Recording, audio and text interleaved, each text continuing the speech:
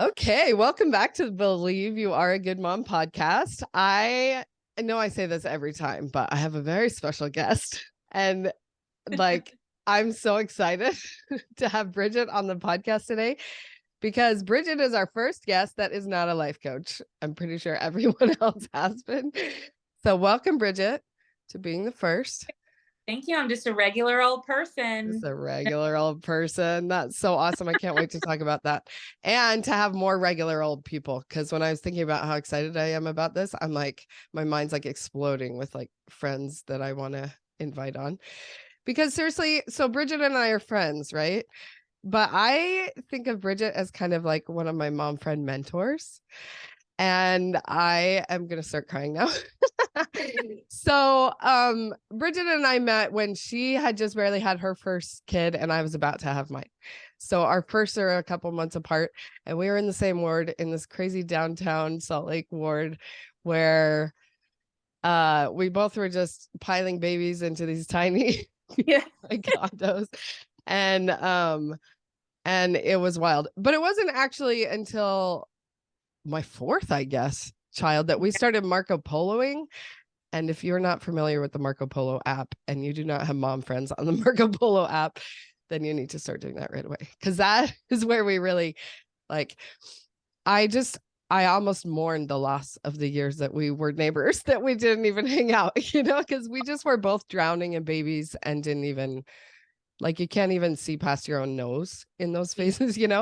And so I'm like, I know, like when she would have a baby, I'm like, I want to do something, but I'm like so tied down to my own doing stuff, and it's anyway, but it's been We so found fun. each other though. We finally found each other and realized like, oh, we love talking to each other, and then sometime after that, Marco Polo came in so that we could keep talking to each other. Yeah. And probably if we had started earlier, we would not have given the babies the care they needed. So we'd be like, could you just come over here? And then the babies would just cry in the other room and we'd get our chat on or something. Anyway, okay. So, but something that I've always admired about Bridget is that she is like, I was thinking about names for what this podcast episode would be called, because these are things that like I've learned from Bridget and I want her to like share her wisdom about. But she is just true to herself. And like she is her own parenting expert. And I love how Bridget is like, I don't know what this life coaching thing is, but I don't want people to tell me what to do. So I'm out. Like, and I'm like, and I've gotten to that point now where I'm done with people telling me what to do. Like I was the opposite. I was like, I don't know how to be a mom. I have to read all the books. I have to listen to all the blogs. I have to do all the things. You don't listen to blogs, but you know what I mean? Like reading the blogs and listening to the podcast and any information I get my hands on. And it just made me a bigger mess. And meanwhile, Bridget's over here like doing her thing, like all confident. I know how to do this. So this is like my perception of it, right? So she can correct where whatever. But I don't know. Let's just start there. What do you have to say about any of that? Well, yeah, I mean, I do feel like I'm a confident person, but as far as like parenting goes and that stage, of newness, coming along, I think I mean, part of it was the schooling that I had gave me a lot of confidence in like, some like research-based knowledge about development, about childhood, about parenting. And then also just resources. I think I had great resources as far as, books I, had read that I took from those books what made sense to me. Yeah. And because, sometimes some personalities can read a book and they think I need to follow everything that's in here and I need to do, and I'm not that way. I'm like, nah, I don't really like that thing. I'm going to do this though. I like this. And so taking, those things and applying them, although my execution is imperfect because I am a human. And so you can't, but the things that I do believe in that are, as far as, parenting or motherhood, I feel confident in those things. I just don't always execute it perfectly, but I also think sometimes it's like a vision. I feel like part of it is really informed by your family of origin, your own experience. I was a sensitive child, and my parents are wonderful, but there are things that I kind of wanted to do differently for my kids, kind of be the mom that you want for your kids, and have, maybe some things that are different than, hopefully every generation we're learning more, we're getting a little bit better. Mistakes are inevitable, parenting, right? But so I think I had like a vision of some of those things, of how I wanted things to be with my children and our relationships. And so, yeah, but that is so kind of you to say. And I am, who knows, maybe plenty of things are misguided. There is always room for me to say, I have no clue, but yes, I do. I have a stubborn part of me that doesn't want to be told what to do. And I want to figure things out on my own a lot of times, because sometimes it's like, well, I could have come to that conclusion sooner, but I want to figure it out myself. In so many ways, I'm that way. I'm that way with things I create. I don't want to even watch a YouTube video to know how to do it. I just want to dive in and make all the mistakes and figure it out on my own, even though it might take longer, it might be messier. It's so much better for me. It fulfills me more, all those things. So, who knows, but. Well, and so there is something to be said about, like, you did read, whatever books you were interested in reading and relied on like the education that you got and things like that. And it really is kind of a personality difference, like you said, but what I really like to believe about personality is that it's fluid, because Totally. I for sure was the personality that was like, read the books like the scriptures and I have to obey every word, and then the words were contradicting each other, and so I'm like, now what do I do? And now I am more of the, like, I have my own filter that it goes through, and so, yeah, bring it on, tell me what to do, but I'm not going to do it if I don't want to. And building that filter has been like a new thing that it makes me relate more to different types of personalities. And so, I mean, my own thing about personality tests, I'm just not a fan, but the point being that everyone is different and everyone responds to things differently, and to just kind of, like, that's what is so fun about life coaching, is it's so individual, like that I'm not telling you what to do. I'm just helping you see your own brain. And really, like, the coaching I like to do is to help you remember who you are and tap into your own knowledge. Like, what to do for these kids. God gave that to you already. Like, it's in your brain. You just don't have the confidence to like delve in. And that's what I've seen Bridget do, is that she's like, she does have that like confidence. It's like I know I'll get there, and I know that the learning is in the messing up and trying again and all the things. And so just kind of having that confidence in our inherent self, that inherently we do know the answers. We don't have to look outside of us and like find the expert advice. That even if we're just a normal mom, like, that's all you need to be. Totally. And I feel that too, as far as, because there's so much information, there's so much, which is wonderful, but especially when you're dealing with a lot of new things that feel so important, and a lot of times are really important, it can be very overwhelming. And so to me, I feel like once I found a few things that I felt covered a lot of ground, like I believe these things, I think these things are great, these ideas, then it's like, I don't need to go kind of mucking it up, like I'm good with this. Let's, not to say you can't always be striving for more, but like that can get really kind of just overwhelming and messy, trying to find and sift through, so much information. Yeah. But it speaks to your, like, I think it's very healthy that you can kind of, because be more malleable and like, and change your mind, or to that's very good. That's growth, that's progress, that's healthy to be like, well, I did this, but through your experiences, through your, like, just that you can be like, no, I'm going to do it this way now, or, now I'm going to read this book and I don't know if what I'll get out of it or whatever. And so I think that's awesome that you see in yourself like this, kind of evolution. And I think that's how we should all be. And but you're totally right about personality things, because it's like you might have some maybe core tendencies, but so much can be fluid. And we're human beings and we're so complex. So but Yeah.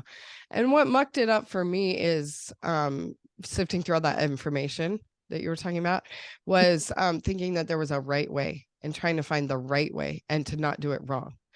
And so just trusting that whatever you decide is fine. Like, it doesn't have to be the right way or the wrong way. It's just a way. Just do something, and then you'll learn from it one way or the other. Right. Yeah. And that, like, it is a big deal that we're given another human life to take care of, but we make it a way bigger deal than it is, like that there's a right way to teach them how to eat or how to sleep or how to get along with their siblings. It's like everyone thinks that they know what the right way is until, we're not, I just heard this the other day, like, we're not born with a value system, so it's like in different parts of the world. The example that she gave was like in Korea, they were like slurping their food and burping and stuff. She was like, what the rudeness is going on here? But in their culture, that means they're enjoying the meal, and they were all just trying to show the chef how awesome they were enjoying it, and so there's parts of the world where like the way they raise their kids would be absolutely horrendous to us in our own value system, but they don't even like think that it's wrong because they don't think that it's wrong. Like, it literally is a thought that we all decide. And so you really can decide for you and your own what is right. And then I know people will argue with me as far as like, no, there are, commandments, and we're not, anyway, the point is that serving you to think about it that way and to really examine that? Because what tends to happen, what I've seen happen over and over and over and over and over, is that we set ourselves up for failure. We have like these huge, long expectation lists that we can't meet, and then we just beat ourselves up for it.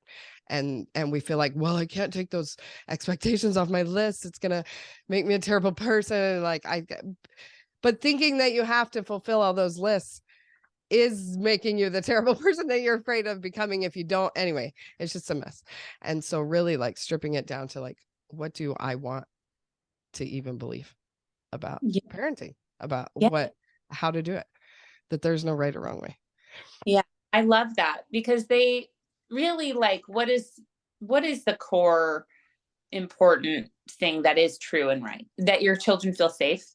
Like, I feel like that to me is like the core. Do they feel safe? Do they feel safe with me in their home? Do they feel safe? Beyond that, there are 1,000 right ways. And that is a freeing idea of like, there's 1,000 right ways to do this, right? Like, that are good and right. Like, and that was a great example, like even cultural things that like, wait a second, does this matter? Like, that I'm trying to force the 3-year-old to sit at the table. It doesn't really matter. What am I trying? Because guess what? The 5-year-old's sitting here fine. Like, so I'm just going to let it go. And then, they'll get older and they'll want to sit with us, like, it's just, why am I, and I know that's a lot of your philosophy is dropping the war, like just letting go of those expectations and trying to get back to like, what you already have, what you already are, and that it's good enough. Yeah. Yeah. And so a huge part of it is also just the compare and despair, I call it, right? When we're comparing ourselves to other moms and I for sure, like, well, still, but in like the real thick of doing that, it was like, I realized one day, like, what is this ideal I'm even trying to accomplish? Like, I don't know one single real life person that can do what I'm expecting myself to do. And so I think that I'm comparing myself to other moms and like, oh, they're so good at this, whatever. But when I took a legit look at it, like even Bridget Lundrigan, like on this walk with our kids, like what got impatient with her son because she's trying to chat with me and he's trying to talk to her. And she's like, dude, like, and I'm like, oh, even Bridget gets impatient. Okay, then it's okay that I'm impatient. Or like, or my sister, who I've like, she had all her kids before I had kids. So I've always like kind of looked at how she parented to her kids. And of course, she's not anywhere close to like the perfect ideal that I expect myself to be. I'm like, I don't know one single human being who can like do this. And if I think that they can, then I don't know them very well. Like, and you really can trick yourself into thinking, no, they're doing it. Like, I remember my sister Kelly, she's about 10 years older than me. We have a lot of similarities in our personalities, and I always looked up to her. There's a lot about her that I admire and love. And her kids are older. She has a few adult children, and one of her oldest son posted like a Mother's Day tribute to her. And I don't even remember exactly what was said. I just remember reading this and being like, I'm not that mom. She must be perfect. Uh-huh. And I had this in my mind for years since he posted this on Instagram. Okay. Instagram. Of course. And yep. And she was at my house. I had a sister little weekend. All my sisters and my mom came for a weekend at my house a few weeks ago. It was wonderful. And we're sitting on the couch, and I have this in my mind. And I asked her, I said, did you ever yell at your kids? Like, and she was like, what?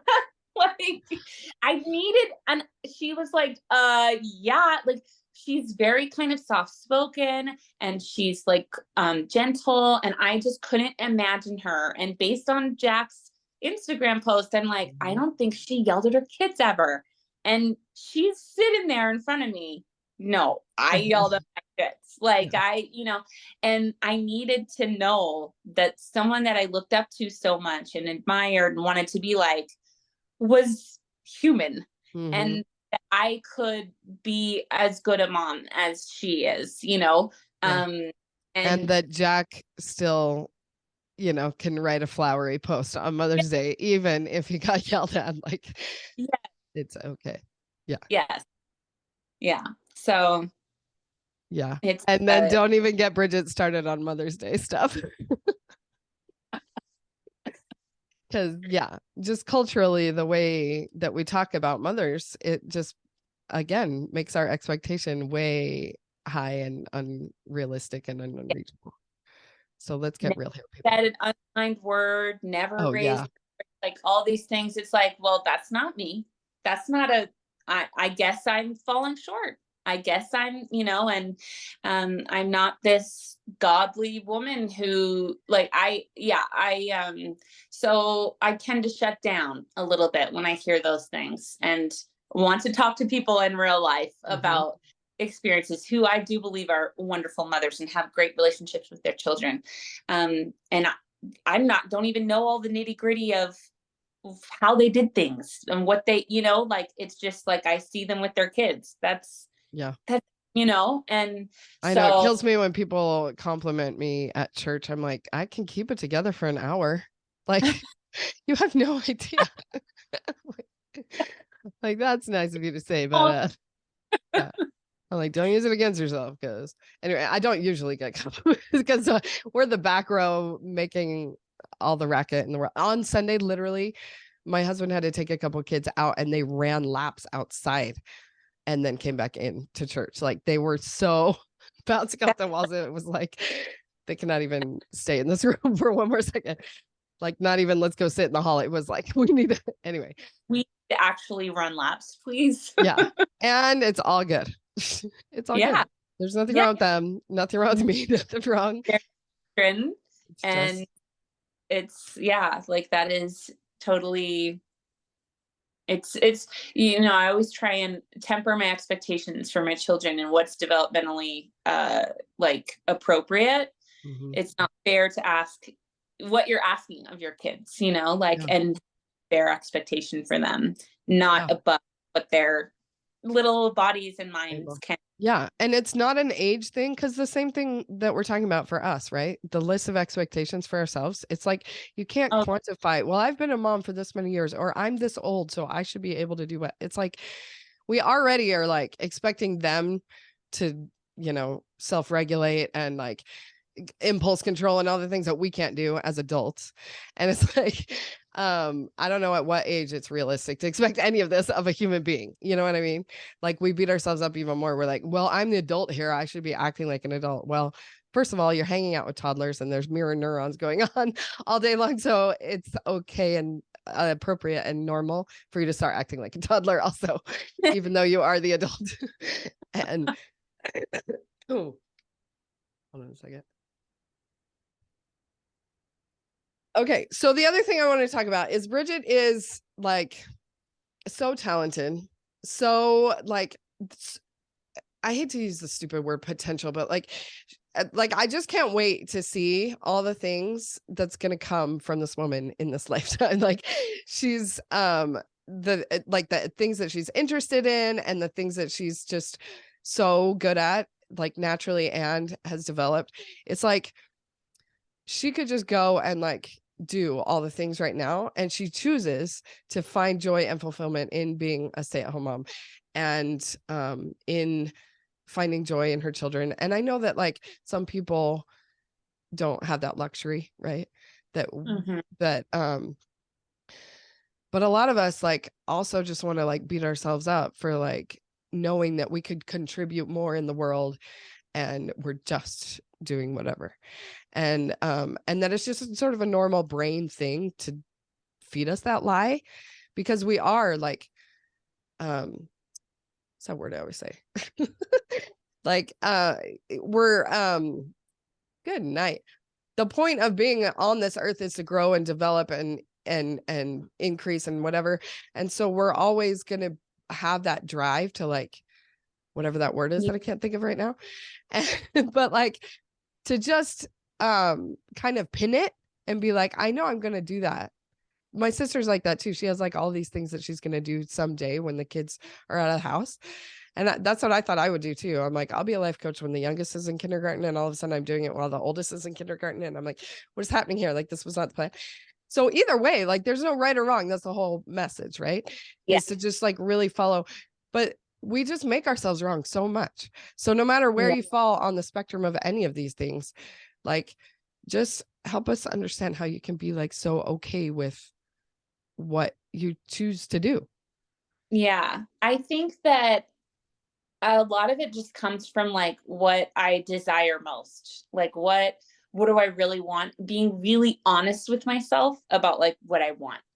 And I mean, I do have a lot of ideas and things I want to do. Who knows if I'll ever really do them? I'm an Enneagram 9, so I could be who knows? I have lots of ideas and I'm not always, executing them. But I remember when I went back to school, I was pregnant with Joe, my second, and I went back to finish my bachelor's degree. I have a bachelor's in sociology. And I had a little baby. He was 9 months old. Henry was 9 months old. So I wasn't pregnant yet. So I went from the time Henry was 9 months old till he was about 2.5. And at that point, I was about to have my second. And so I was either, and I was going full time. And so I enjoyed school so much. I loved it. I loved the friends I made. I had incredible instructors and professors. I was learning so much. I loved the books I was reading. Like I was thoroughly enjoying. It was funny because some of my courses, they were a lot younger. I'd gone on a mission. I'd gotten married. I did all these things. I kind of didn't go to school in a linear fashion, right? So I was, 20, how old was I? 28 when I was at school. And I was like raising my hand. I wanted to know all the things. I was like just the best student I'd ever been probably in my life, and since like fourth grade or something. And just loving it.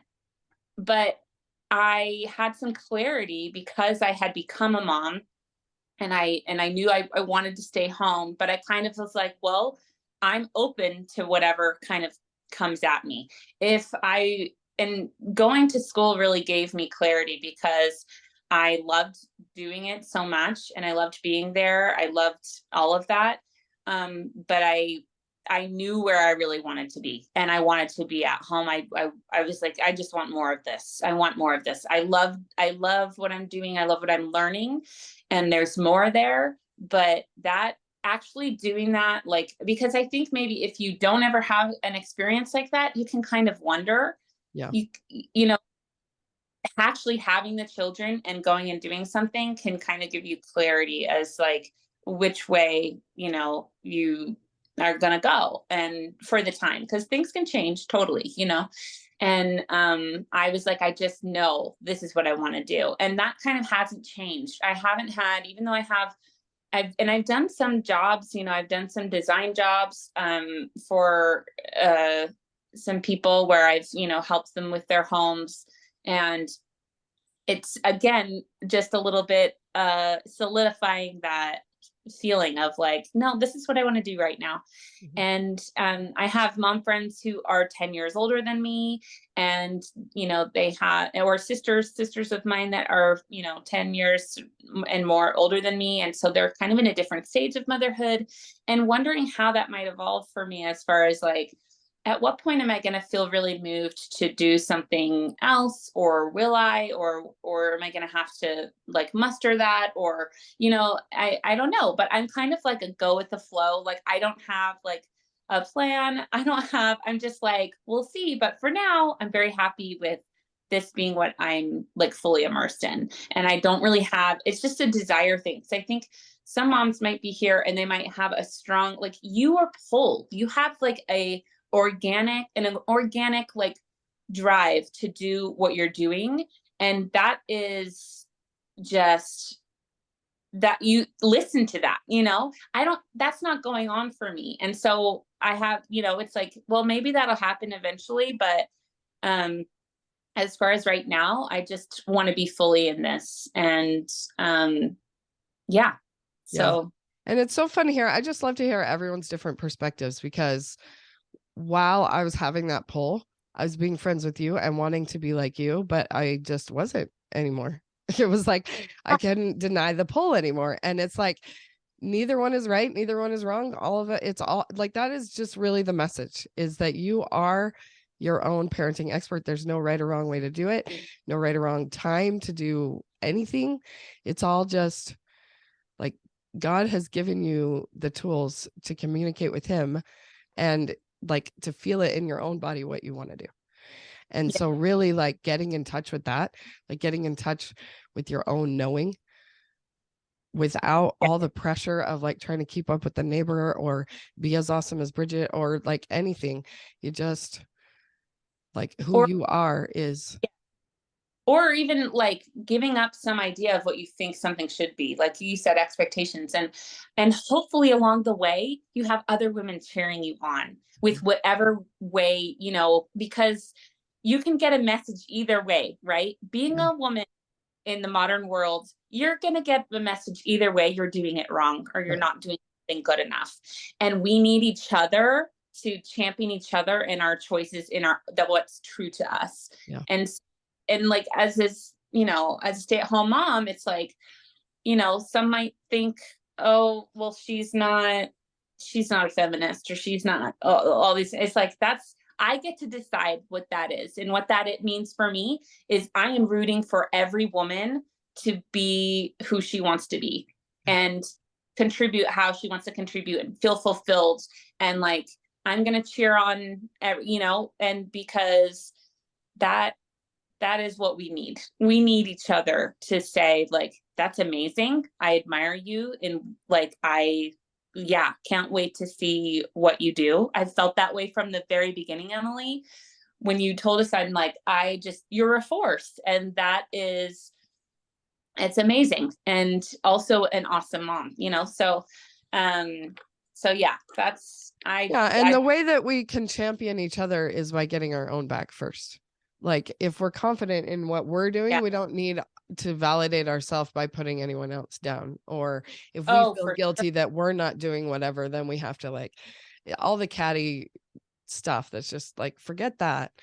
Like when we're confident enough to know that, like, to each their own, you know. And for me in my house, this is what we do, and for you in your house, that's your business. You know. And then Yeah. And then we can more easily buoy each other up with our own decisions instead of like having to push our agendas onto everyone else. You're so right. And that letting go of the, like, this is the right way. Yeah.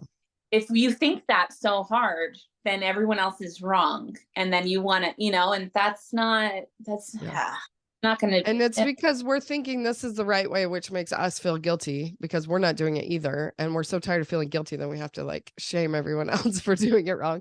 We can just drop all of that by like, nobody's doing it wrong. It's not wrong. It's all good. Yeah, it's fine. Anyway, so fun. Okay, Bridget, this is the part where I say, tell people where they can find you so they can work with you. So in the future, at some point, or tell them about anything fun that whatever is going on now.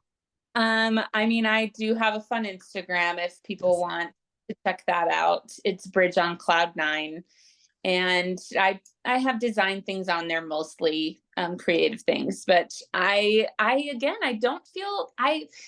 don't have a huge pull to do, to share a lot. And even though I feel like I have a lot to share or ideas or whatever, I know I'm like super spoiled that I get to tap into, like, she shares it best, but just like on a personal scale, not on a grand scale yet. So I just take Bridget's wisdom and share it with all of you. Okay, Bridget, thanks for being here, and I'll see everybody. Oh, hold on a second.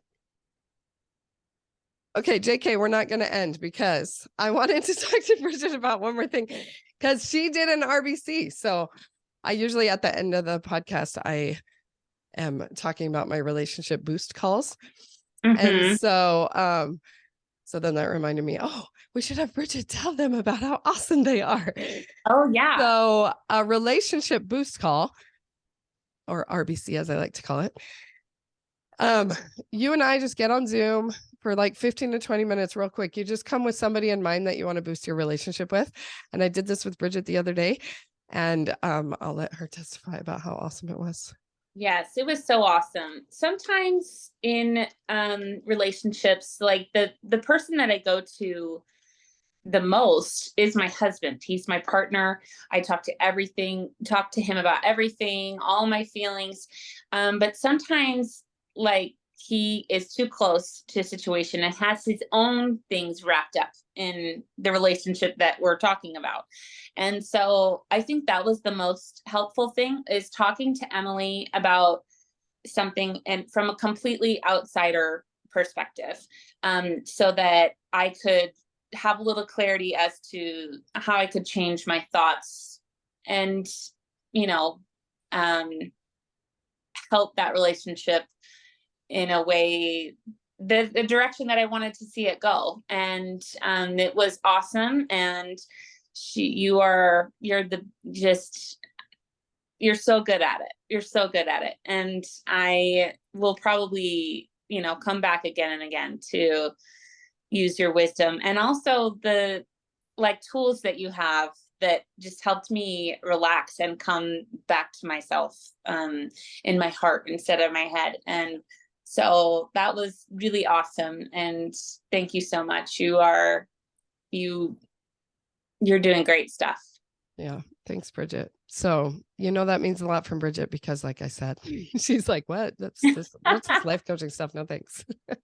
So to finally have the honor of being able to coach her, I was like, let me show you. Coaching is awesome. So if there's any reason why you've been hesitating to reach out, no more reasons. Just do it. Yeah. So I love that example that it could be, it's just nice to have a third party neutral somebody. And even if it's not a parenting issue, like Bridget is feeling confident in her parenting, it wasn't a relationship with her child, that's where I designed it to be. But I've done all sorts of like relationships with husbands and sisters and all the things, and so anybody you are not loving the way you're thinking or feeling towards them, we can change that in one call. It's magical. And it's really is, like she said, by tapping into who you really are. And that is the message of this podcast. And so let's bring it back to that, because you are a good mom. It's who you inherently are. And then there's all the other stuff that mucks it up. And so as we strip down all the muck, then we tap into who we really are, and then we can live into that. So believe you are a good mom, my friend. Thank you, my good mom friend, Bridget Lundrigan, for coming on today. Emily, thanks for having me on. All right. See you next time.